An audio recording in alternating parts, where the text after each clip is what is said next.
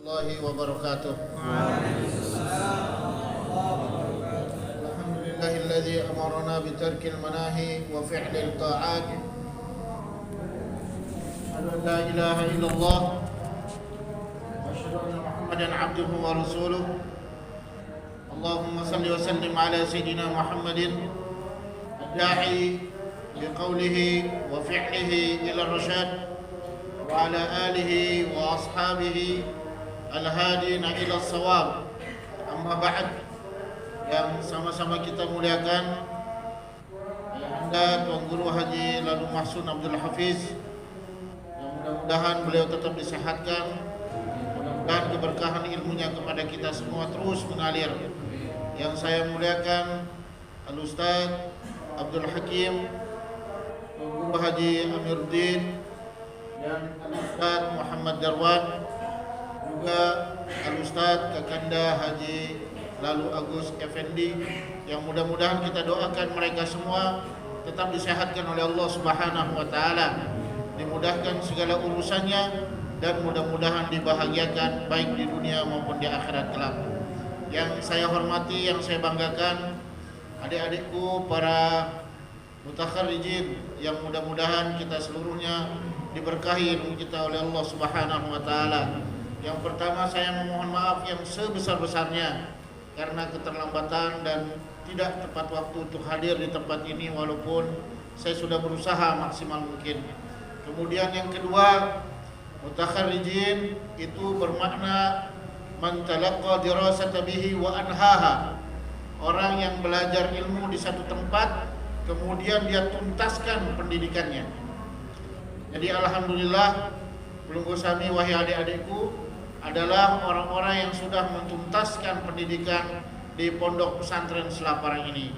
Tinggal satu yang harus kita lanjutkan dari keinginan pendiri Pondok Pesantren Selaparang ini, yaitu setelah kalian tuntaskan, maka lanjutkan dia dengan kebermanfaatan ilmu. Lanjutkan dia dengan kebermanfaatan ilmu. Bagaimana dengan itu? Yaitu kalian harus manfaatkan itu minimal untuk diri kalian dan lebih bagus lagi untuk orang lain.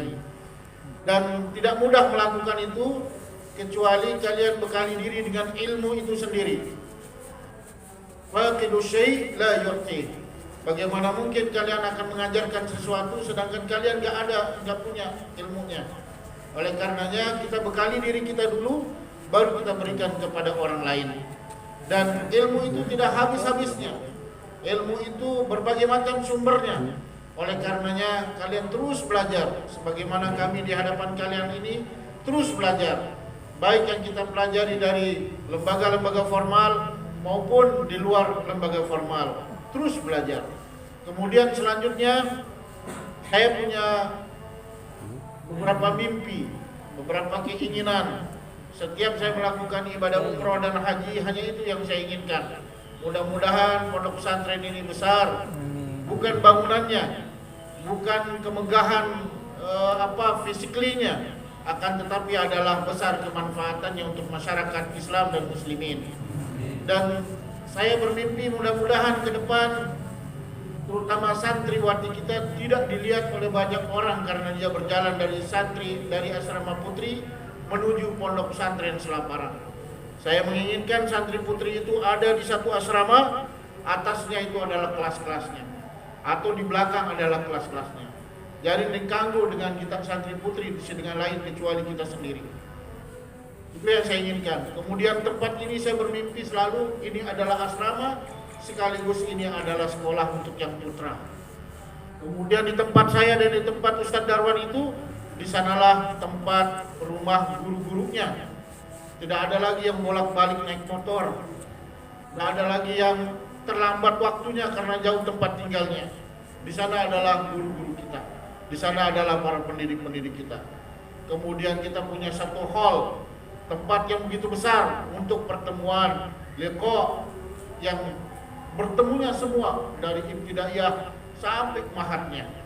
Dan mimpi ini ingin saya tularkan kepada kalian.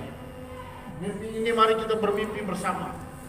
Ya, karena apa? Apa yang kita lakukan dan nyatakan hari ini itu adalah mimpi kemarin.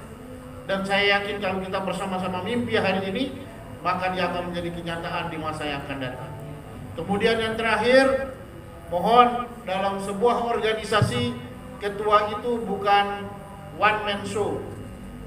Dia tidak boleh bekerja sendiri. Dia tidak boleh menjadi the king making law. Dia adalah raja yang harus ditakuti dan diikuti, tidak boleh. Tapi dia adalah seorang manajer. Dia adalah kepala keluarga. Dia adalah kakak, dia adalah orang tua yang hanya mengarahkan.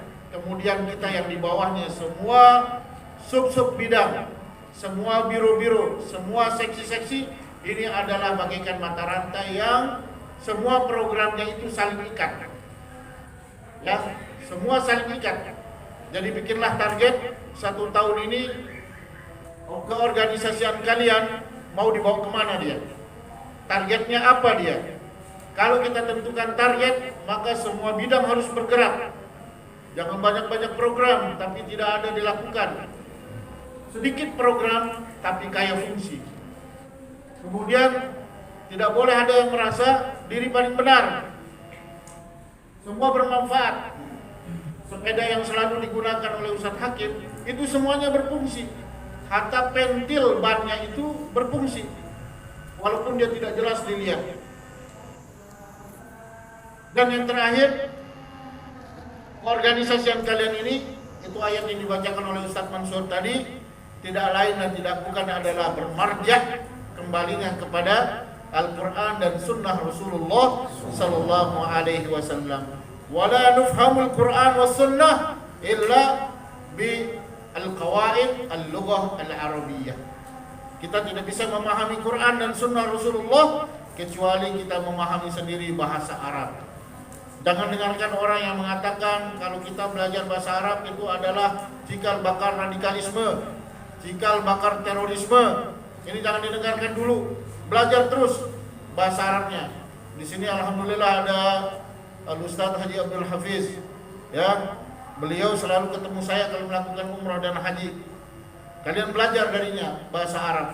Belajar darinya beberapa marjak-marjak kitab yang kemudian kita akan menjadi gerbong besar yang akan menghantarkan penumpangnya kepada tujuan dan yang kita inginkan. Ini saja dari saya. Wassalamualaikum warahmatullahi wabarakatuh.